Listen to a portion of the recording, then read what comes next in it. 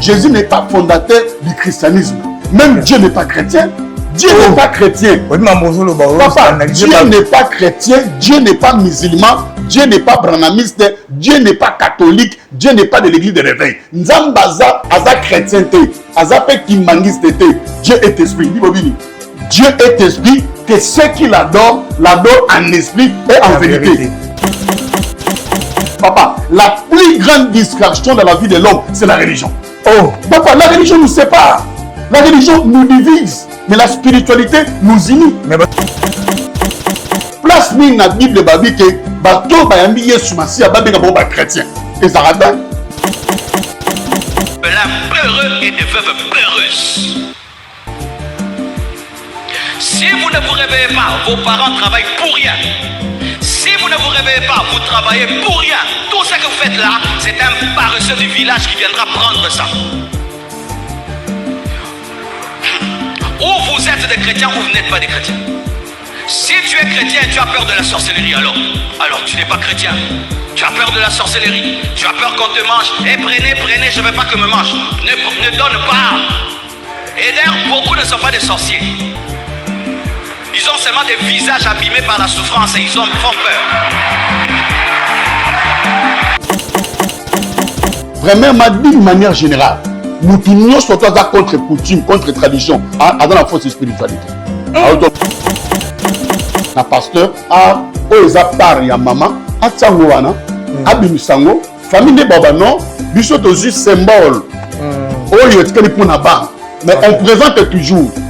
Même chose dans la spiritualité, on est chrétien, parce qu'il ne faut pas dans le passé Marcelo. Alors moi je suis chrétien avant d'être congolais. Dans mon vidéo, moi je suis chrétien avant d'être congolais. Donc jamais on ne peut pas premièrement être chrétien si moi comme congolais. Non, on est premièrement congolais si on est christianisme et yende nasima.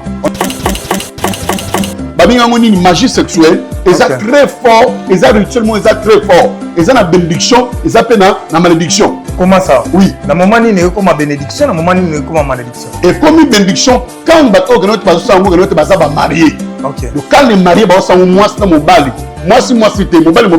Mais moi c'est modalité légalement. Donc on va un rapport sexuel. Ils ont bénédiction. Ce qu'il faut pas évacuer, on peut aussi déclencher une parole. Parce que tant que nous avons un rapport sexuel, nous avons une énergie à Kundalini.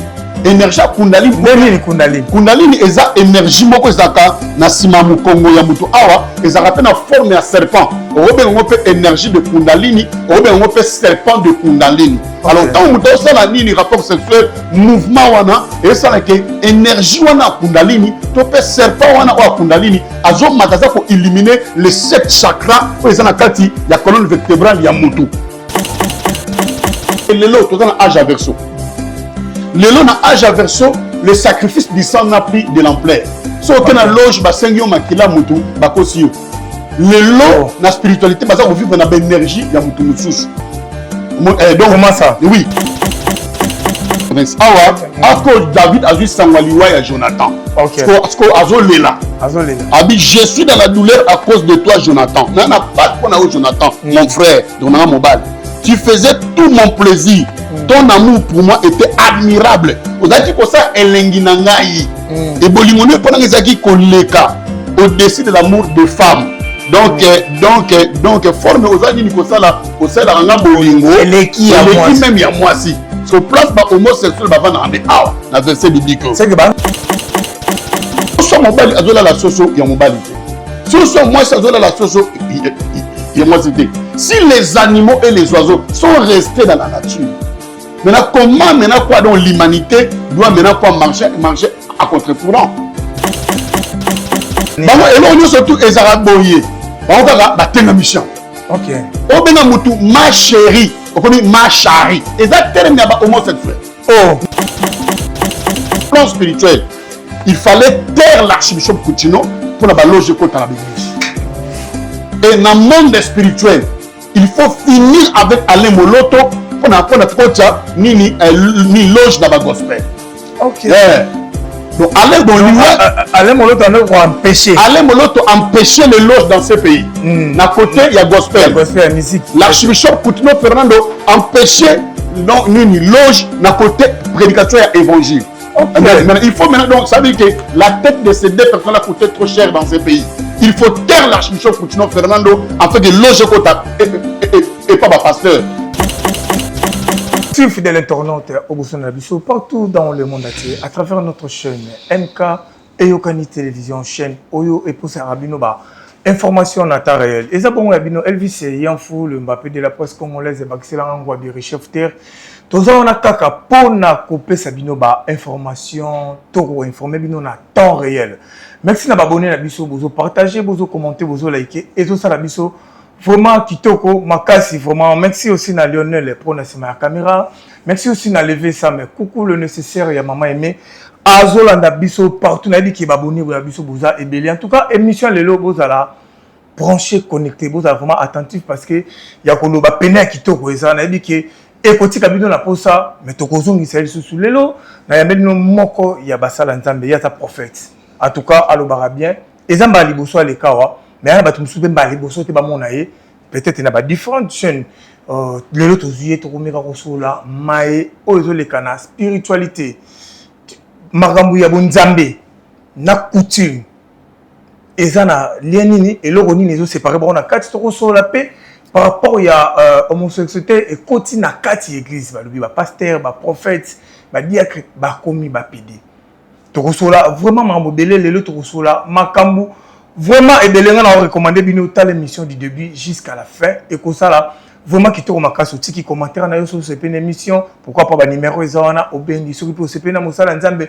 peut-être holandaye en dehors ya caméra ba numéro ko sala wana obengi a ko diffuser et taquer bana ya nzambe tozana ye awa déjà na plateau na biso en tout cas vous allez brancher connecté Montréal fungolanga déjà na zwa invité na biso awa pour na ko kange vraiment tenter parce que tozo tambola na sima ya temps exactement faut ça la makamu na tango en tout cas bonjour l'homme de Dieu bonjour papa Elvis Yanfou merci bonne santé très bien donc par la grâce des Elohim ça très bien en tout cas na sepeli mingi comme on a yo boye en tout cas merci pour na ko respecter rendez-vous en tout cas et sali vraiment kitoko makasi bato bazolanda yo lelo na chaîne biso ba o ba yebio na ba yebio te o se présenter oui c'est bien moi le prophète Dalva Liseke à Samuel naza chef spirituel il y a ministère de l'éveil spirituel mondial centre armé de l'onction nouvelle alliance donc naza chef spirituel naza mfumu donc naza prophète Dalva Liseke ya Samuel. Pourquoi Liseke ya Samuel? Bon Liseke ya Samuel les a combo apesé ngango na Angola parce que na évolué pays na Luanda ils a place au Canada la bana église nanga ya liboso au pays ça la 20 ans année oyo na oza la peine na Luanda awa donc na quinzaine de juillet afin que na célébrer 20 ans ya église alors ils a une convention moko de na zai parmi orateurs alors on a parlé qui sur le mystère de la corne de Samuel oui donc on a 1 Samuel chapitre 16 d'un Zambazou et sa prophète Samuel Joël Liseke na yo ça m'a foutu kene ko wendre mwana moko na famille ya Isaïe ndenge ba wendra ki David na ma futa ya Liseke alors et ça est tellement na loba qui bien par rapport à la serviteur de Dieu au bazaki wana babi non ndenge lo dit sur le mystère ya Liseke Samuel au tengo bien bana le comme pekanga Liseke Samuel mais alors on peut pas contexte vraiment bazaki ngo don na ba contexte beriti lelo nous soit ba peut-être ils a place aux gens sous na loge les a totem na yo ba baptisaki yo non mais na vraie histoire de yangwana ande que notre ba benga Liseke Samuel alors auparavant pepe non que nous na pepe na posa na ngote ndeni que notre comme na dalva pandanzila comme na dalva pandanzila alors beaucoup misanga Liseke Samuel pandanzila là ça ko fungola oui ni ko fungula nzela le pandanzila mais ko ba Congo na ndeni nga comme na nga za pandanzila parce que pandangila eza na baluba pandanzila eza na ba Congo babite yo taka Liseke Samuel alors comment on a boyaki yango alors excès ko benganga et lati nzoto nanga et lati vinanga eza ba place monsieur soki obike naluka prophète Dalva ba to ebiete celui qui Liseke Samuel tout le monde maman aza d'accord na évolué na Luanda wana na Angola na évolué en Afrique du Sud, au Brésil et partout dans le monde entier. Voilà, on évolue partout dans le monde entier. En tout cas, l'Iseki, il y a Samuel, en tout cas, et ben ça noté. Après, c'est un verset biblique, en tout cas, autant en repos, tu belé, vous aurez un angle moroboé négatif parce que na Congo, to, tu vas modifier à Ramakam. L'homme qui dit, minimum, beaucoup, comme Nabiso, tu n'as dit tout là, par rapport à Otobingaka, coutume, Nabonzambe. Est-ce que tu as là, Moro? Bon, il faut te présenter très bien.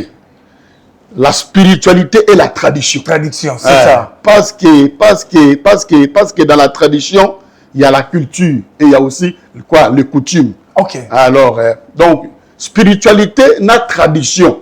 Et tant que là, Moko. Comment ça? Oui, parce que spiritualité, mon côté, oui, ni Gozala, ni Ezala Moustika, il y a tradition. Parce que la spiritualité est dans le moko. Ils ont moko mais ils ont vaste. Ils ont plusieurs branches nango. OK. Oui, ils ont la source nango et belé. Alors la spiritualité qui est loin de la tradition, ils ont déjà fausse spiritualité. Parce que ils ont kabolo na tradition, ils ont kabolo na famille, et kabolo na ba parents, et kabolo na ba ancêtre na yo. Ils ont déjà ni fausse spiritualité. Parce que toute spiritualité, il faut la lier na famille, na tradition, na culture, puis na coutume. Okay. Bible chaque fois que Bible sur la spiritualité christique, donc il y a Jésus le Christ. Selon sa coutume, selon la coutume juive. Donc Jésus étant venu sur la terre, Azalanzambe ou bien fils de Dieu, il a un problème, mais il a aussi respecté la coutume juive. Okay. Ni tradition à Bango. Moi, bien noté, selon la tradition juive, Jésus a fait ceci. Selon la tradition juive, Jésus a fait ceci. Or que Jésus a le plus grand maître spirituel dans la loge. Aza Nzambe, Aza fils de Dieu, puis Aza grand maître spirituel. Parce que dans la discipline occulte, dans la loge, dans la club, on doit reconnaître la supériorité de Yeshua Mashiach. Alors, ce qui est Aza grand maître spirituel. Donc, sa spiritualité n'était pas loin de la tradition, ni de sa coutume. Et comment est-ce que maintenant, que nous avons ni la spiritualité, ou que nous avons musique la famille, à respecter la tradition, à respecter ni coutume. Parce que chaque peuple a sa tradition. Okay. Chaque peuple a sa culture. Alors, donc, spiritualité, il faut lier la culture, il y a chaque nation. Il y a chaque peuple. Voilà, merci pour éclaircir, tu vas comprendre Makamoto sur la main. Exemple, parce que nous avons sans polémique tout ça. Exemple, nous avons Elvis Yanfouné Nazaboui, nous avons Mwasi Nanga, nous avons mère Mote Kotaza, mère Petit, pour nous citer comme on était sur Facebook. Maman Epina Hop, je te salue. Nakoufi. Ba parents nanga to bande ko nanga ba sapé na pouvoir reçoit biloko nanga. Oui, bon, et ça premièrement tant Moutaza ni ko travailler, il ne travaille pas seul. Il travaille avec le sang de sa famille. Nengo do travailler qui monté parce que makilo za eza makila na yote et outi na origine et outi na famille moboy. Parce que oui, na famille parce que papa la maman ba sangani, lokola ba nzambe ya se. Parce que même yo aux Nzambe yase pour na bana yo. Nenga yo posa pe mo kitani pe ya Nzambe yase aux abalani ba parana yo. Très bien. Donc makilo zelango eza makila ya famille. Donc tant aux ali ko travailler directement, la famille t'accompagne de tout ce que toi tu fais. Base à la tête. Même si ils ne sont pas visibles, mais ils sont où ça, ils sont dans ton sang parce que dans zela donc ya makila aux attachés na famille directement. Alors, donc, ça veut dire que ceux de l'eau, au coup, faisait que nous avons arraché, qu'on arraché les amabés, qu'on arraché les amabés. Mais par la famille, les amis. Pourquoi l'État est de reconnaître que ceux qui, moi, si, tu peux me battre, à Koufi, famille, ils appellent à 25%.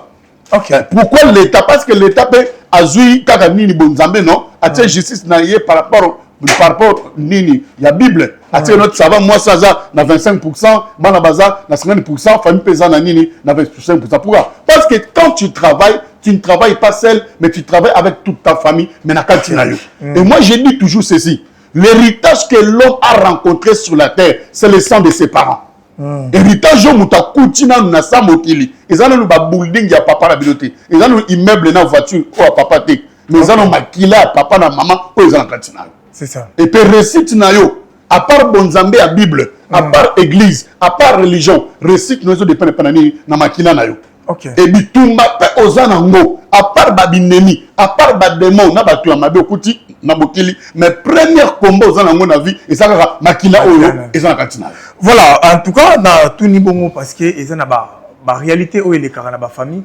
Le christianisme est dominant vraiment makasi. Bato belé ba posana coutume. Que le d'arake mutu soki après 40 jours il faut va sukola mobali to mwasi il faut chambre il faut da okarama avoir ba fungula chambre il faut passer la cérémonie moko boye bazwa biloko nyonso ezala ki ya moweyi donc mutu ya tika na bon moto mwasi to mobali ba biloko moweyi fait bima mais comme on a par exemple mutu moko azana bon nzambe to pasteur est-ce pasteur pas conseil la coutume mais oui. Oh, asa la ni coutume tene. Bon ton pasteur kanaki abala nani maman pasteur. Asa ki ni mariage coutume te. Est-ce que les cheti après ça ité. Est-ce que tabac après ça ité. Il avait fait quoi? Asa ki ni tradition non. Mais mon sala nzamba lobi par exemple abi que yema ma coutume etaliété. To banga la coutume te. Soki moi si a kufi to mobali akufi biloko wana eza ya bana batikali famille to nini bazana droit te banga coutume te parce que bazo boma batu to kolia batu pona likolo ya peur. Non, c'est que cet homme de Dieu là n'a pas la vraie spiritualité. Olobi? C'est que cet homme de Dieu là n'a pas la vraie spiritualité. Parce que s'il a la vraie spiritualité ne peut pas t'éloigner de la famille. Parce qu'une vraie spiritualité doit te faire rentrer dans la famille. Tu vois, quand on parle sur le christianisme, les gens donc parlent du christianisme. Le christianisme, premièrement, est la religion. Ils ont fondé la LA 325 et pas il y a empereur Constantin. Ils ont créé le christianisme. Parce que Jésus n'était pas chrétien. Jésus avait une chrétienté. Aucun verset dans la Bible que Jésus était chrétien. Aucun verset aussi dans la Bible, Jésus a dit que allez partout dans le monde, faites de tout le monde les chrétientés. Jésus a dit allez partout dans le monde, faites de tout le monde mes disciples. En réalité, nous ne sommes pas des chrétiens, mais nous sommes des disciples. Alors, si on les appelait les chrétiens plus tard, c'était une façon pour ridiculiser Bango, il y a minimiser Nani, Bapôtre, ils avaient une insulte de Babinga Bango, Banani, chrétien. Papa, Yesu Masiya, Bibobi, ni calendrier à 0 na naissance naïe. Ça veut dire que à Botami na l'an 0, à Koufi na l'an 33. Alors, maintenant, christianisme et Yokobanda na l'an 325 et pas à Constantin, Romain empereur. Alors maintenant, de l'an 33, depuis la mort, la résurrection et l'ascension de Jésus, tu n'as l'an 325, christianisme. Donc, premièrement, donc, le christianisme est en religion et bandit dans l'an 325. Jésus n'est pas fondateur du christianisme. Même Dieu n'est pas chrétien. Dieu n'est pas chrétien. Papa, Dieu n'est pas chrétien, Dieu n'est pas musulman, Dieu n'est pas branamiste, Dieu n'est pas catholique, Dieu n'est pas de l'église de réveil. Nzambaza aza chrétienté, aza pe kimangiste. Dieu est esprit. Dieu est esprit, que ceux qui l'adorent, l'adorent en esprit et en vérité. La Bible ne dit pas que ceux qui adorent Dieu doivent appartenir dans une religion quelconque. Non. La Bible est claire. Elle dit que Dieu est esprit. Que ceux qui l'adorent, l'adorent en esprit et en vérité. Les vrais adorateurs aux Bibles, et bien, ni les chrétiens, ni les kimangistes, ni les protestants. Il faut pas être spiritualiste. Le lot aux des spiritualistes. Yesu Masiya est spiritualiste. Et le message, c'est un message d'éveil spirituel. Et moi, le lot aux âge à vaisseau, c'est la fin de la religion. Papa, la plus grande distraction dans la vie de l'homme, c'est la religion. Oh, papa, la religion nous sépare. La religion nous divise, mais la spiritualité nous unit. Mais tu retournes aux chrétiens, aux kimbangistes, aux nani parce que tout le monde est au côté bouleversé partout, au scandalisé, mais toi batou. Tu n'as chrétienté. Naza chrétienté, naza disciple à Jésus le Christ, naza éveillé. Ah ok. Pour Yesu nanga, la Bible yozo tanga wana azala jamais chrétien. Nzambe peto sambela aza chrétienté. Ndasko la chrétienne dengini. Bah alors ben antichrist. Antichrist c'était parce que nandimi que Yesu Masiya azambo konpe mo big sunanga. Un antichrist eza muto andimi ko Yesu Masiya te. Aboyi bonzambe na ye. A renoncer na bonzambe na ye. Mais ngana ndimi ko Yesu Masiya. Place ni na Bible babi que bato bayambi Yesu Masiya babenga bo ba chrétien. Et ça rate. Nous sommes comme chrétiens et ça empereur dans le Constantin et où tu à Rome. Yemutu habité tant que Yesu Masia aïe habité que je bâtirai l'église christianisme. Avec sur cette pierre je bâtirai mon église. Attribué en moté avec ni musulman, avec ni chrétienne, avec ni kimanga, avec mon église. Puis allez faire de tout le monde mes disciples. Habitez allez faire des chrétiens. Quand le Saint-Esprit surviendra sur vous, vous serez mes témoins. Donc, à d'autres termes, nous sommes aussi les témoins de Jésus-Christ. Alors, tellement galiléen, mouvement wana ya Yesu Masia, ezaki ya kubundisa mamingi. Parce que babundisa parce que pona ko finga bango ko dénigrer bango de ba chrétien wana. Donc ni ba chrétien c'est la façon on dit ya ko diminuer bango. Alors tant maintenant ba porte ba koti na territoire ya Rome, ba porte Pierre ba Paul bango tout ba kufa wana. Alors et au sera que Constantin a combattre le mouvement wana évangile à Yesu Masia. Tellement combattant que nous avons aussi puissant, pour na sango na kosa que na se convertir na komi na kati na bango. Très bien. Donc une façon ya osanini ya ko kota pe ko affaiblir bango. N'est-ce que premièrement maman Constantin a se converti na message ya Yesu Masia. Yépe politiquement parlant a commis na message de Yesu Masia. Mais a déclaré mosco religion. Donc vous avez déclaré en religion exact Constantin empereur romain. Abi pendant le lot et comme religion christianisme et comme religion d'état romain dans la 325. Alors maintenant quand on va comme sur le christianisme, babi ça va. N'est comme christianisme mais babi que qu'on a dit showana ezakaka. Ba pratique na biso mabe ezaka mais tout ça dit to bombama na simakri ya christianisme omoni ndesco omoni que noté même temps où colonisation est banni partout dans le monde donc moi que noté bango tout na religion ni le christianisme na religion islam et yé na africain et qui partout dans le monde peut ba imposer ba tout ba comme ba chrétien voilà oui donc c'est ça donc comme chrétien ça ba imposer ba tout ba imposer ba tout la histoire de l'église très bien tant où religion christianisme et partout dans le monde ba imposant partout ba kata ba mususu maboko soki ondimi comme chrétien te to bomal même aussi islam pending moko tant barab ba yaki en Afrique quoi de l'est donc ezali ba religion que noté ba imposaki batou. Maintenant Jésus n'était pas chrétien, il était messager à éveil spirituel. Mahomet n'était pas musulman, mais il était aussi messager à éveil spirituel. Même Kimbangu n'était pas kimbangiste. Kimbangu nani kimbangiste pe Kimbangu a été église comme l'église kimbangiste.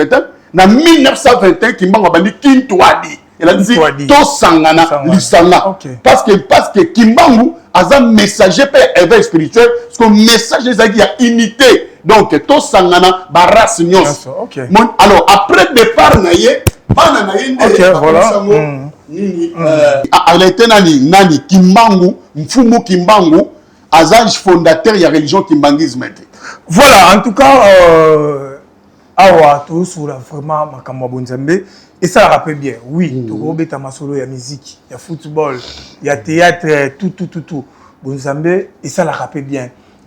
Tozoli sanzoto fotoli ça rappelle molimo na ba parole ya boye peut-être tozali ba ignorant to ba ignorant to yeba ki marambolate à travers ba émission boye et ça la raki to yeba ndenge makamozo keni mais surtout toujours on a côté wana na ba qui ya ba liwa parce que zo sala ba trouble belé na ba famille ki ngana sambelaka mambo ba coutume toni na mina talingate par exemple lelo maramozo ndongoma côté ya pasteur Maxelo na pesi mbote côté ya zamo sana nzambe na famille ya mama blanche ça pensa bien état que prophète état que wana pas un collègue na bino de service moninga na bino babi ke akangi biloko ya mama blanche ah bon balobi ke ya boy ko fungola suki chambre donc famille ya mama blanche bazar ko se lamenter vont même na ba vidéo mususu bimi que mosala nzambe akobwa ki na famille ba jeton na chair ah bon ba vidéo ba personne na ba réseaux sociaux azobwa ka ba jeton na chair que mutu a travailler ka yonde ko tsamte mate ke soki ndeko no ndazo travailler saka na banque mba sala ka bisoka kufi biloko wane komi ya yo etikala ya bana na ye na famille na ye bon l'un peureux et des veuves peureuses. Si vous ne vous réveillez pas, vos parents travaillent pour rien. Si vous ne vous réveillez pas, vous travaillez pour rien. Tout ce que vous faites là, c'est un paresseux du village qui viendra prendre ça. Ou vous êtes des chrétiens ou vous n'êtes pas des chrétiens. Si tu es chrétien et tu as peur de la sorcellerie, alors tu n'es pas chrétien. Tu as peur de la sorcellerie, tu as peur qu'on te mange. Eh, prenez, je ne veux pas que me mange. Ne donne pas. Et d'ailleurs, beaucoup ne sont pas des sorciers. Ils ont seulement des visages abîmés par la souffrance et ils font peur. Parce que vous devez savoir qu'en Afrique, que certains ont comme travail attendre la mort des autres. Attendre seulement la mort des autres. Il attend la mort de son frère. Moi, pendant que je travaille dur là, je ne travaille pas pour Louison. Je ne travaille pas pour Olivier. Et Louison ne travaille pas pour moi. Olivier ne travaille pas pour moi. Tout ce que moi je gagne, c'est pour ma femme et pour mes enfants. Celui qui viendra, n'a pas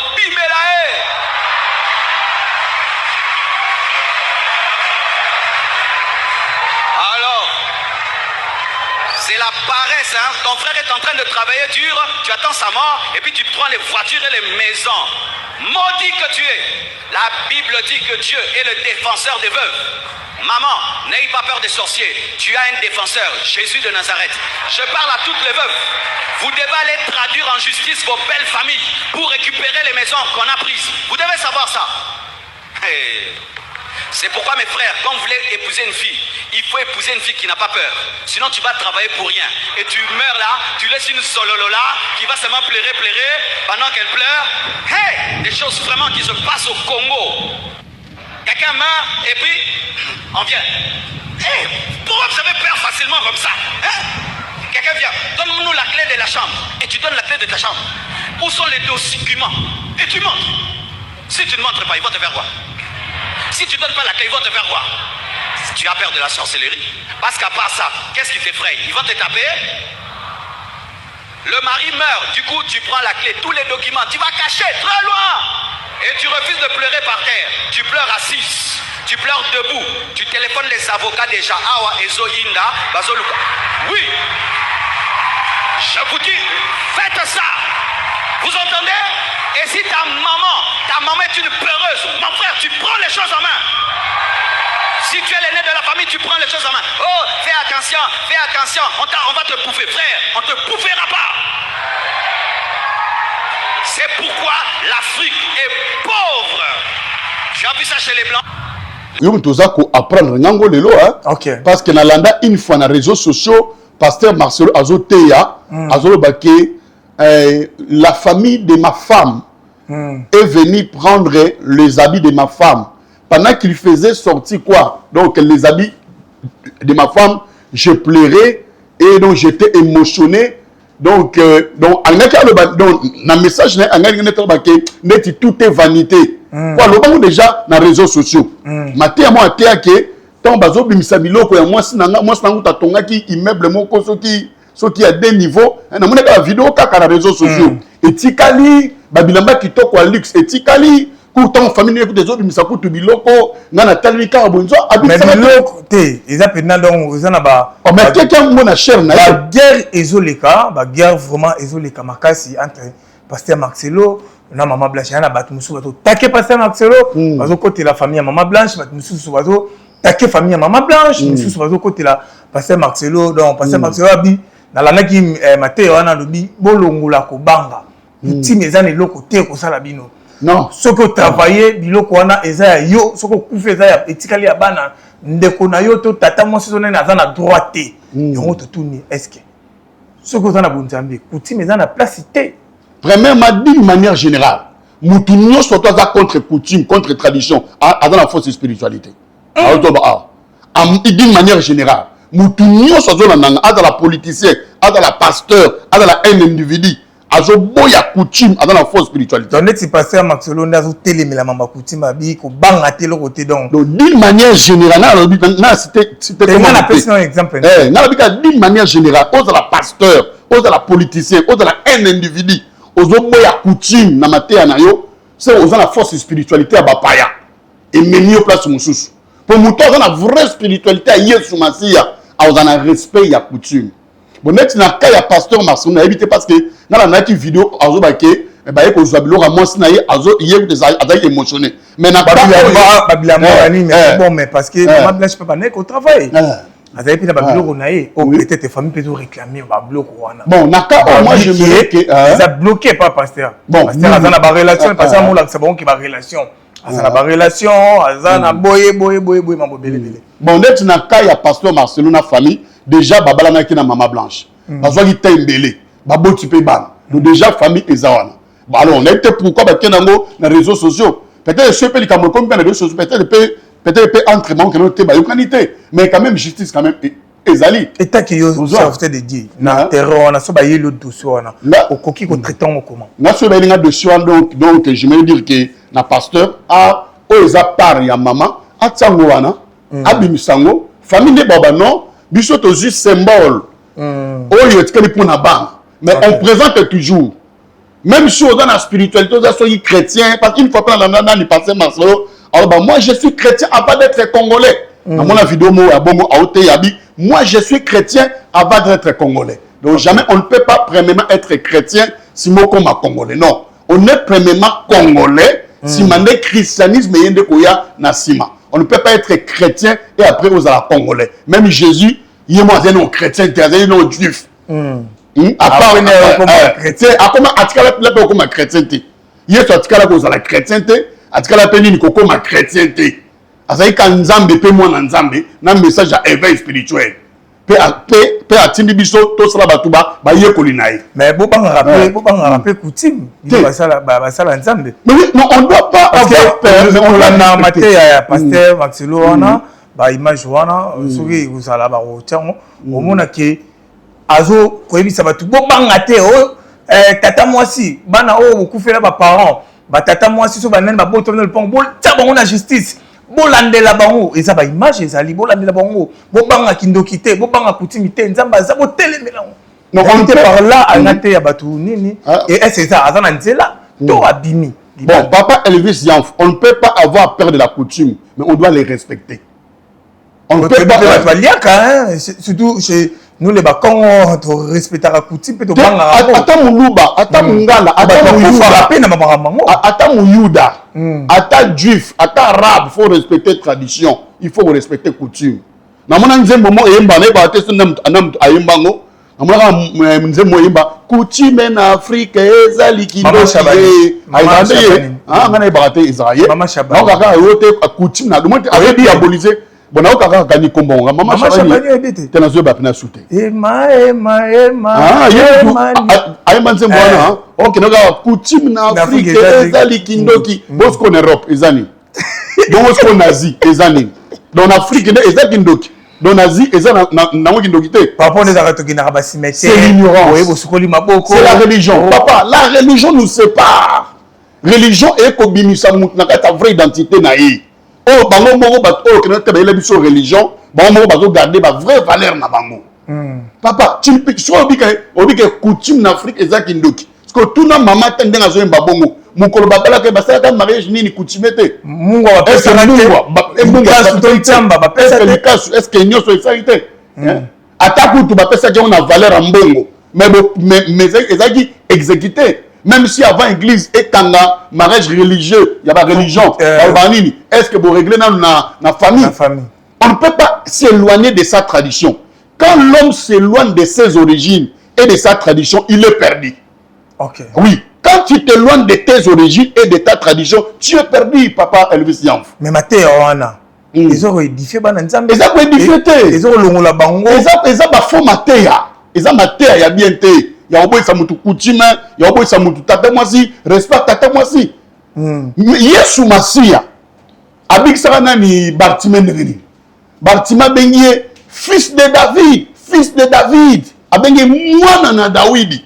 Donc ndeti na ba comme ezaleti azongi si Yesu na luvila na ye. Donc azongi si Yesu na luvila na ye. Abengié mwana na Dawidi. Donc luvila na yo oza mwana nani? Mwana Dawidi.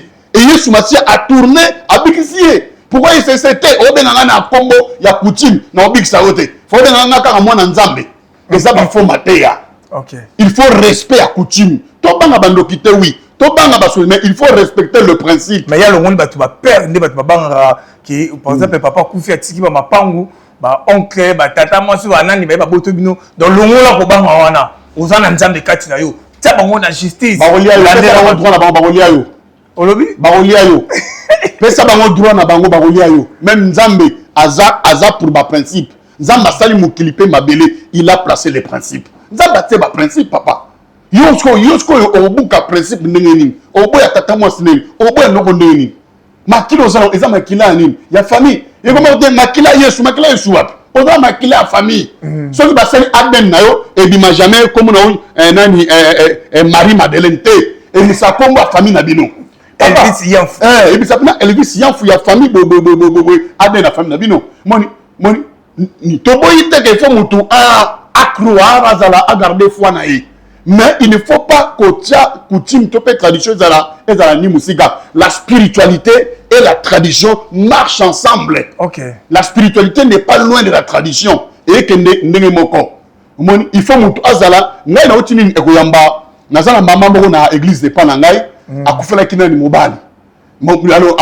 Alors na famille wana ba ça va zo na surtout aux hommes ba sokola été. Et c'est que maman na mibali bazakoya bazokende bazokende et l'important faut se voir alandi ngai na télévision ne kaka na te ape na radio ay ko mona prophète na tuni bana papa bana kufa mibali ne surtout bazolinganga bazovanda te bazokende na tuni est-ce que basokola habité basokola ngate oh ezali ko na bunya na ituri kuna musika moyepe na zonga kuna ne oyisinga basokanga ezate to sambeli pona mai mama kende sukula na kombo na Yesu Masia. Parce que moi je me suis na buni ezatena nenge nzela ngo pe ezapete est ton maman sukoli to sambeli pona ye a bengi famille ya mbala ba ça va ne peut passer apesi ordre na kenote o sukula croire kaka na mai wana o fungama lelo mama na komi ngebungebu mais ngebungebu mais lelo to loba kosukola mutu c'est important parce que kufeli mobile to kufeli mwasi to ba sukola yo ko mi ko tete te so ki bakata suki pama ndima bakato suki so yi fana mbali na osoki okufeli eke bakata suki ndima bakato suki okay so yi pe bakata suki ba otambu so balabala moma bazobeta kingongolo respecter mibeko wana okay ndima pena mama bakata suki babeta na kingongolo nzela papa pe ndima ki bakata suki donc onyo surtout famille moi c'est sengaka salaire moko bate parce que je suis pasteur parce que non tu dois respecter la tradition. On a qu'à passer Marcelo. Azana tort tondeni. Pasteur Marcelo déjà quand il bon habité pourquoi ba comité na niveau parce que baba na ki na moitié blanche alinya ki mingi na mama tene akumisa azata toujours 4 ans na choc na itilelo bana pe bazawana famille pe lingé pe donc il faut que notre pasola en famille mais si réellement à confisquer brutalement na éviter si vraiment izabongo réseaux sociaux pe ba kapima mebele maté on a les autres lukango na vraiment trop lukango on a dit que Lionel pour donc ça veut dire que à présenter maté on a azolobaki ngai apesa un exemple leki na ye abinga passer mansoni na zaboye nazo nyokoma nazo bunda nazo luka lelo eza pona famille na pona bana na nga ate ke lelo soki na kufi atanga comme leki ne moko kininga que des konanga qui ngani par exemple ngana rocha Charlie Yanfu je te salue petit frère nanga que na simaliwa nanga aya odondo na bilo nanga non est-ce que muto akufi bande koné pe wana droit odondo pe na bilo ndeko na bango eza ko ba ko kipe ko zwa ngo pe non ko dondo te me boza par na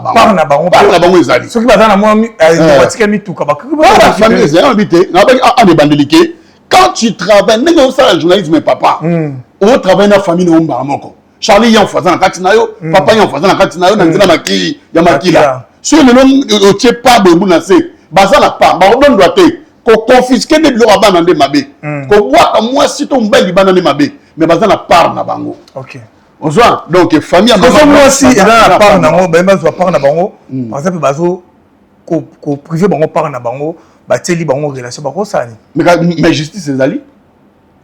Mais justice ça mais faut aller la rappeler ba décret tongo azana ba relation à makasi na justice botiki le nature la nature est plus forte papa nature maman blanche wana zo se plaindre de toi zo le la makasi azumo babi ki ba roleka wapi mosala nzambe azana ba relation azaboye donc tout ça donc coutume to kota neti kindocument to kota na cc to bangela voir même na pasteur bon ko bangela nani pasteur te mais faut être la justice quoi nzambe ça pour juste nzambe leki justice o amokili si réellement ba moni résistance entre bon na pasteur ba kepi na justice ba relation père makasi ba sana ngote batikela nzambe OK njita nzambe papa ya malé meza makasi OK leki amokili soki raison meza pena bongo que pasteur a résisté justice peut résister bango batikana bango ba sambela nzambe nanana ke ba ese banana ba na réseau zo ba ke ba famille chrétienne non ba sambela ka basambela banda bomwana nanaki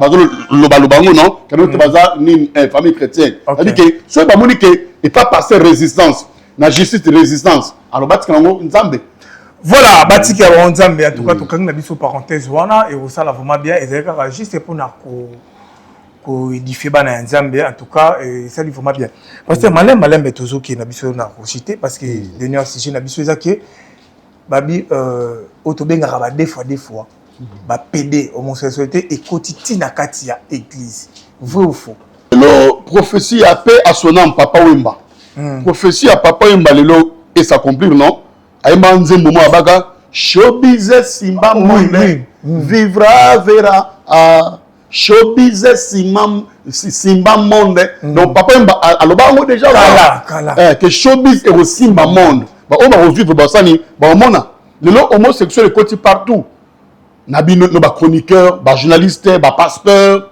ba musicien comme ça va tourner et si na corps de Christ si na tonga ah oui ba mona pasteur église munene nguya mais aza PD ba des fois oui donc il y a des pasteurs homosexuels baza trop partout dans le monde entier na Kinshasa na Congo bazali ba Congo oui bazali pasteur l'église l'église de réveil l'église catholique l'église protestante déjà on a une catholique déjà il y a pape François avant Koufa avec notre appel autorisation que notre ba pambola ba homosexuel donc bien que ba cardinaux bantou ba cardinaux Afrique noire juste là on débat exécutant côté même aussi église protestante unie na France ba permettre déjà que notre ba pambola ba homosexuel bien que l'église protestante l'Afrique noire nan nde ba kotina ko exécutant côté mais ba homosexuel bazali na ba branche nyonso ni ça ba pasteur il y a l'église de réveil ba chantre chrétien bazali ba to ba théâtre bazali ba deux fois eza nini ba koti ba loge to baza initié na ba loge mo kilt do ba senso kilt mo comment pour ça ba on a ba plaisir quand tout bon ezali na ba homosexuel o ba ça on a plaisir à l'andi mais c'est l'esprit d'égarement ils ont esprit d'égarement ils ont péché contre la nature ils ont pas opé que noté à osalango aza envoûté ils ont envoûtement aza envoûtement et memi na nzela wana musupe aza na loge na bango to pe discipline occulte na bango to pe club na bango ba fonctionner en ndengwana il faut ozala azali à côté na club mobo il y a deux fois à côté na réseau social na réseau mobo il y a deux fois baza oyo pesa lié na loge bazali oyo pesa envoûtement ka lié baza oyo pesa même pe ka na sentiment bazali et fait ni sala era muta komi deux fois mobala zo bimana muningane mobali to mwasi azo bimana muningane mwasi oui ça l'énergie ni adikaza na katu oui donc il n'y a rien pour rien hein? Il y a toujours énergie parce que moi le premier amis rapport sexuel c'est tout un rituel na spiritualité rapport sexuel c'est un sentiment attends-moi sur Bali na mariage mon normal tant bo ça rapport sexuel bozo pratiquer rituel mobimba ba benga magie sexuelle ou bien magie sexe et ça la moisi na Bali et ça la moisi parce que au travers les rapports sexuels on peut aussi t'initier à la magie au travers les rapports sexuels on peut aussi utiliser quoi un ton étoile au travers les rapports sexuels on peut aussi t'introniser dans l'occultisme quand on a un rapport sexuel au travers les rapports sexuels on peut aussi absorber ton énergie au travers les rapports sexuels tu peux aussi augmenter les taux de vibration de tes énergies au travers les rapports sexuels donc tu peux aussi rabaisser bas ton énergie et ça dépend de ce qu'on a partenaire ni yonaye bozanaye parce que rapport sexuel une magie sexuelle et ça très fort et ça rituellement ça très fort et ça la bénédiction et ça peut na malédiction comment ça oui na moment ni comme bénédiction na moment ni comme malédiction et comme une bénédiction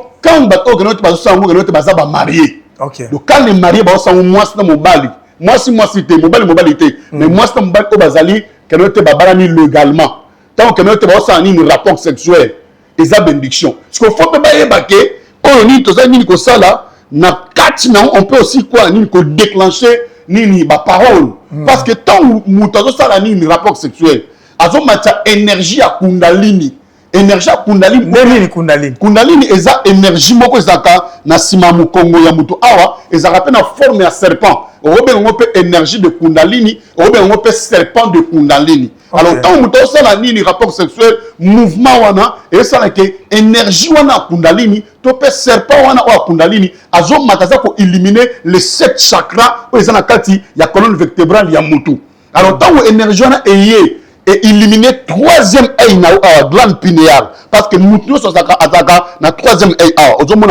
ils sont invisibles mais na spirituellement ils sont visibles parce que tant nous comme éliminer na troisième œil au travers l'énergie il y a kundalini topé serpent de kundalini moi c'est en bas pendant les rapports sexuels moi ça comme déesse moi ça comme Dieu oh oui parce que ceux qui baza ba initié topé baza na connaissance ils peuvent pas se bénir. Moubago bénir penani moi ngai na pambolio a pesi ba parole de bénédiction et enregistré. Moi si personne ni a pamboli penani mobal nae. Ce qu'on est peut-être à salini rapport sexuel non moi si mon boazo qui est nanzela chéri na mo boazo qui est nanzela. Ba c'est ce qu'on dit un rapport sexuel ce que énergie kundalini et fungwami na ba 7 chakras. Ce que ba éviter joli na lingako mingi na utika yote joli moi ça vina ngai yobo na bo azoba teke eza ko enregistrer na kata ba chakra na e OK joli wana ta utika ya tam kolmo ko te joli pe na tourna e ya Frank na lingako mingi mobala vina ngai ngana yo tiliwa ya nsika eza ka plaisir nzo ba parole azo prononcer wana ba chakra eza ko enregistrer ngo umaka joli o kabana na e lisute ata sali bêtise o tikete ationa kisite mais ma parole, qui pendant moment rapport sexuel, ma chakra est enregistré en haut. Je lui ai payé à Franck, à Okabana Penaote. Je lui ai dit, ma parole, qui est à Franck, wana, à Tcheyo, na kiste, mais au Kwani Kotika, mais pendant les rapports sexuels, ma parole, au Badaïni Nikoloba, et Kangi Bango. Au moins, et Kangi Bango, moi, que nous te makabana sous l'obi dango. Exacté, ils ont niki ici, ils ont nini. Ce que ceux qui baza ba initié, baza la connaissance à spiritualité. Il y a des mantras à réciter, il y a des prières à parler pendant que tu as éjaculé. Quand vous avez éjaculé au libérer le sperme, ba chakra fungwa minyoso. Na troisième œil, quand vous éjaculez, tu peux projeter des bonnes visions, tu peux projeter nini ba projet na yo et tu peux prononcer les mantras ou bien le prière. Mon siko ce mouton azali na ba énergie ou mabe yoza ignorant, oza moi c'est ignorant absorber énergie. Parce que lelo to dans âge averso. Lelo na âge averso, le sacrifice du sang n'a plus de l'ampleur. So que na loge ba sengyo makila mutu ba kosiyo. Lelo na spiritualité ba za vivre na ba énergie ya mutu mususu. Donc, comment ça? Oui. Énergie à mutu mususu ba vivre non comment? Mais na kati ote avant to koma kotona. Ba to olobela troisième œil, ça veut dire quoi? Mais mutu surtout à la troisième œil, tout le monde a zanango. Ba par exemple troisième œil, c'est la sorcellerie, c'est la magie, c'est l'occultisme. Les gens ont peur des termes. Quand on parle d'initiation, c'est apprendre. Et initier, c'est qui? C'est celui qui a quitté l'état d'ignorance à l'état de la connaissance. Donc, vous avez initié. Oui, vous avez initié. Parce que tu as initiation, tu as dit qu'il va tout à faire sur Kirit, Mandoki, Marabout, tout le monde a initié. Mais vous avez prophète, vous avez initié comment? Oui, vous avez initié. On dit initié, ça loge. Et ça, va terme. Dans la Bible, initiation. Ce qui est sali, une cour à ordinateur, na initiation, non? C'est que Babani faut apprendre. Babani faut apprendre. On peut maintenant t'apprendre en bien ou en mal. Et initié, c'est celui qui a la connaissance. Il peut avoir une connaissance mauvaise ou bonne. Parce que spiritualité est vaste. Et ça peut être des sources. Et ça des sources, il y a ma bête, des sources, il y a ma lame. Moïse, devant Pharaon, a démissi Nyoka. Énergie positive. Mais magicien paye à Pharaon, Nyoka, énergie négative. Tellement Moïse a ça, énergie positive, serpent à Saint-Denis, avaler serpent à Pharaon, énergie négative. On peut utiliser les mêmes instruments. Mais source na biso le mte kabona biso. Très bien. Parce que namoni ndanga féticheur atie bougie. Prophète tu peux attirer bougie. Est-ce que bougie prophète ndanga eza de monter? L'instrument est moko, mais l'énergie est différent. Il y a aussi la positive, il y a aussi la négative. Donc quand on dit que est initié, les gens disent initié, et ça m'a bête. Dès que tu as le journalisme na ifasi kasi ba initié. Ba initié pour comment journaliste non? Okay. Alors, on est dans le mauvais sens. Bah tout ça ba ignorant ba éviter quand tu religion il faut pas demander spiritualité. Tout ça na âge averso papa, c'est la fin de la religion a échoué. Oui bien obeta bongo ba comment prophète azo ba religieux échoué. Oui, mais on a fait pas tout beau banda na bandeli bo comprendre parce que le bac on déjà na bandeli a émission qui est une religion au bac où t'es pas ils ont plus grande distraction religion et pas Constantin et on a religion christianisme et où tu es pas Constantin on n'a jamais chrétien. Non, ça bon ça mais pas la chrétien. Ça chrétien té. Azapé na rose côté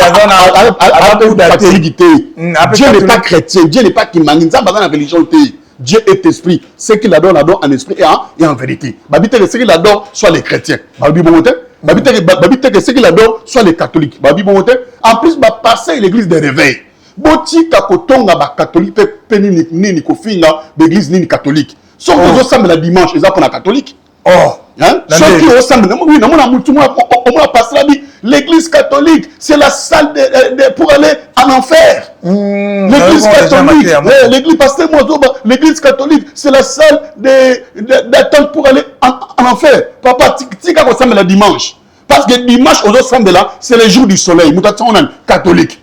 Bible Louis II, aux autres là. La version est catholique. La tradition en Bible, nous sommes catholique. Ceux qui ont l'ingé au fin catholique, c'est la Bible hébreu. C'est la Bible hébreu parce que Yuda, Bato, Bazabande ko Jésus, semble la coupe du dimanche. Parce que il semble la dimanche. Parce que quand on parle des chrétiens, les gens croient que catholique net baza faux, on est baza bien. Ngaku ko nani catholique. Parce que adé à catholique, amela masanga na bandiminaye, hypocrite. Bandibité lipe masanga devant sango na bango le dimanche pas na bango pe na prière mais l'église de réveil pasteur azo bomba ma bandimi bandipe ba sa ba bomba ma pas pasteur ba hypocrite. Voilà, mais tout pour tout kanga parenthèse il y a côté à homosexualité pas pasteur wana mais il y a vexation des okima vexé biblique moko oyo ba sur ça on va retangela biso ba homosexualité ba itizaka qui ba lobi il est pratique ou normal. Jésus est là déjà. Ils ont 2 Samuel chapitre 1. Yango 2 Samuel chapitre 1, c'est là on a Bimsango. Ils ont 2 Samuel chapitre 1 verset 26 comme ça si je ne me trompe pas. Oyo David azali koloba na Jonathan.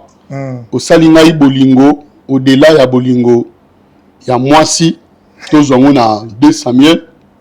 La Bible. Est-ce que David a vu Sangwaliwa et Jonathan? Est-ce que Azolela? Abi, je suis dans la douleur à cause de toi, Jonathan. Non, pas pour Jonathan, mon frère, tu faisais tout mon plaisir. Ton amour pour moi était admirable. Vous avez dit que ça, Elenginangaï. Et Bolimone, pendant que ça qui koleka au-dessus de l'amour des femmes. Donc, forme aux amis Nikosala, au sein de la Bolingo, et qui même il y a moi aussi. Sur place, homosexuel va dans la verset biblique. C'est que a raison là bango. Te bazali na tort par rapport à la loi et la nature. Parce que le Bible, apporte pas la Bible. Abi que la nature ne vous enseigne-t-elle pas? Toujours dans la nature. Soso mobile azola la soso ya mobilité. Soso moi azola la soso ya moi c'était. Si les animaux et les oiseaux sont restés dans la nature. Maintenant comment quoi donc l'humanité doit quoi marcher à contre-courant? Si ils ont cherché un verset biblique, mais ramenons-les dans la nature, parce que la nature est plus forte que la Bible. Oui, parce que même la Bible s'inspire à la nature. Alors, parce que même dans l'Évêque, Moïse a dit que les hommes allaient monter au coucher de Renan, Mobile de Mokuchara, de Renan, il y a moi aussi.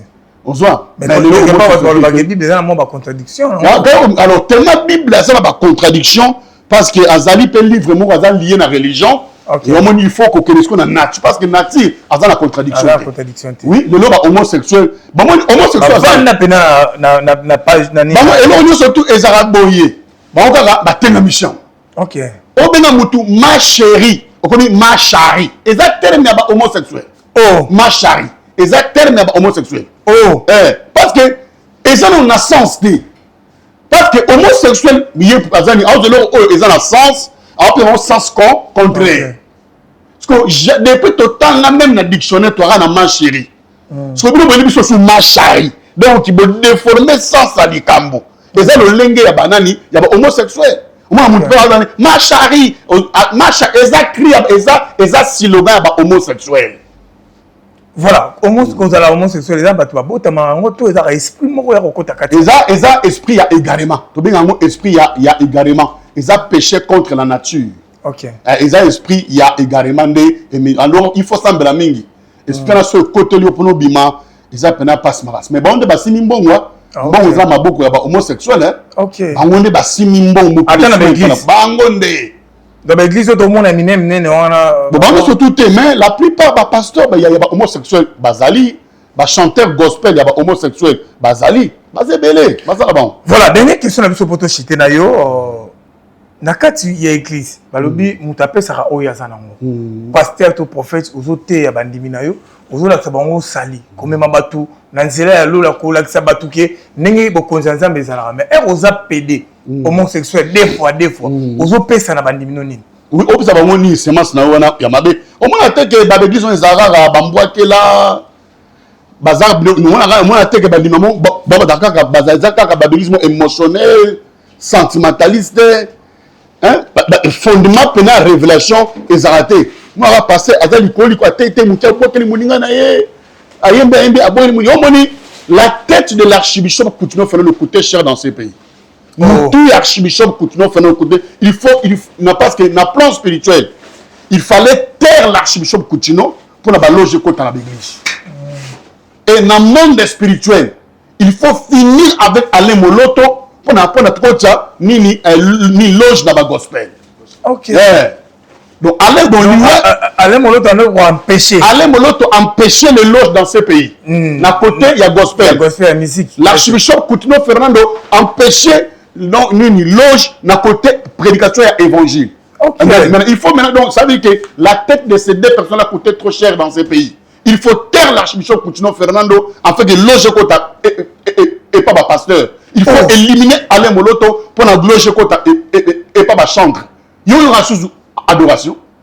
Kaka, non. Tu veux sentir qu'ils ont touché âme. Ils ont touché âme. Dernièrement, on a un débat de Komorabi. Frère Elvis, tu as la Moloba. Yesu kolonanga. Yomo banze momo bozali na ba âme. Ba papa na biso ba deningonde. Ba ale moloto. Atama kasi esilinga po. Osati adoration mais lelo comme nango. Batamo ça na ba yemba nega batamo ça min côté business qui ko adorer nzambe. En tout cas là ba roza na raison. Au moins que génération do ya lelo bazana difficulté obeng sana ni batuana donc ya kala. OK. Bazana difficulté musuka pour na mascara ba bengi si egaka. Même quand les aïeux sont pasteurs, obeng sa muninga ne pasteur aya ni côté à l'église naïe. On a la grâce naïe. On a grâce ya maté à foi, azan makate maté amour a bengi si. Mais le comment faut vous logement. OK. Le comment faut vous logement. So boya logement te obeng sa ote. On a pasteur mo bo na lemba, il est sur la cette conférence. Pasteur on a kitambo azan raté. Et ça ezali intimité te mais pourquoi parce que baza club moko. Quand les aïeux qui sont qui ba bengi si pasteur, ba bengi c'est pour la loge te. Mais le lot réseau comité toi réseau monté tout ça réseau monté est-ce que mamsou yo il faut sambela nzambe nzamba sibyo mutema ben ça kingan ayani côté à l'église là le lot eza sous monté le lot comme logement. Voilà, en tout cas pour développer marambo vraiment sur vous sepeli na prophète en tout cas pour recommander biso on peut s'appeler numéro on est pas en fait ça na adresse côté église oye à Kamara eza en tout cas au bengepe en privé bosoli parce que TV dans mamangonga nous sommes tous en TV mais ce que vous savez vous n'avez azonga lisusu wa bo tsa ba commentaire bo like émission bo partager en gros et kozala vraiment kitoko makasi prophète comme na suka synthèse mamusu o to soli ba tu ba okuta na suka va comprendre peut-être ça a été au ça la moi synthèse moi expliquer na peuple synthèse exactement que la religion nous sépare, la religion nous divise, mais la spiritualité nous unit. Mieux vaut la spiritualité que la religion. Nous sommes dans l'âge de Verseau, c'est la fin de la religion a échoué. La plus grande distraction de la vie de l'homme, c'est la religion. Et la religion, c'est le business. La religion, c'est la continuité de la colonisation. Tout ma éveil spirituel, il y a une force na biso. Et Nzamba sunga au côté comme na ba deux fois parce que les esprits a égarément, ils alignent péché contre nature. Respecter tradition, respecter pénine spiritualité. Spiritualité nyonso, ils ont éloigné na famille, ils ont éloigné na coutume, na tradition, na culture na yo, ils ont force et spiritualité. Et boisio ni spiritualité, ya mboka na yo, et l'action nini coutume ya batu mususu. Parce que na religion, balobi avant sambela, il faut savoir maman a ebsi mwana a ebsi tata. Tala na religion. Yebisa na maman a ebsi mwana a ebsi tata. Donc yo za musika na nzambe. Ça c'est la religion. Mais spiritualité dit que yo za nzambe. Oza nzambe. Oza imete oza nzambe na kati na yo. Na merci beaucoup. Naza prophète Dalva, lycée qui à Samuel, église ezana na limité biso aux églises peut-être tous un ministère d'éveil spirituel. Tous ça ba disciple à Jésus le Christ, ba bien so ba éveillé, ba témoin de Jésus Christ. Et ba témoin de Jéhovah. Et ba témoin de Jésus Christ. Parce que so ba mais Jéhovah be ana Christ. Jéhovah à la Christité. Jéhovah voilà donc vous apparaître sur ça tout. Donc biso de tout ça ba témoin il y a Jésus parce que ba quand le Saint-Esprit s'il viendra sur vous, vous serez mes témoins. Donc vous serez les témoins de Jésus. Tout ça, bah disciple à Jésus, tout ça, bah éveillé. Ministère d'éveil spirituel mondial, centre armé de l'onction Nouvelle Alliance, tout ça, on a limité 7e rue industrielle, numéro 26. En face, il y a usine à Balimet. C'est dans une concession, référence couvent, il y a ma soeur. Au Bengaï, na WhatsApp, na komenanga, plus 243 85 02 53 968. WhatsApp nangai plus 243 85 02 53 968. Vraiment, comme là, voilà, en tout cas, comme là, prophète Rosola, parce que TV, dès qu'on a bâti une tête Rosola, il y a télévision, on a appelé ce numéro, on peut maîtriser le numéro, le numéro on a vu ça, on a, ou bengi, to copier ça yo, l'adresse naïe, tout repérer ce numéro naïe, bon sur en tout cas, asa muto a guidé vraiment la spiritualité, c'est vraiment important. De te laisser rendre, il faut te laisser rappeler mon lit, te laisser rappeler spiritualité donc et ça là, vraiment qui te remarque, c'est nabi qui bolandi biso, partager émission, commenter en haut, liker, si quelqu'un va commenter vraiment, sur vos CP lina matéa, ton dingue prophète Alobi, en tout cas, bon manifestant, n'a pas commenté en abino, et que ça là qui te merci na assistance d'ailleurs Gauthier. Il y a Gauthier, en tout cas, il y a Gauthier, il y a qui levé sans coucou. Le nécessaire à côté langai, en tout cas, on a appelé Mbote Makasi, on a appelé Magi Tula. Magi Tula, Mbote na yo, moi c'est qui toko, on a appelé Mbote Kotoza. Il y a la rawana, on a agence, mais la surprise, il y a un anniversaire. On a moi si na yo, to mobile na yo, to moi na yo, on a les surprises pour un anniversaire. Bengangai na numéro na ngana, on a contact na Magi Tula. En tout cas, il y a vraiment bien surprise dans l'anniversaire et ça là, vraiment qui t'a comme Makasi. On a bien tout le monde dans le prochain numéro. Ciao.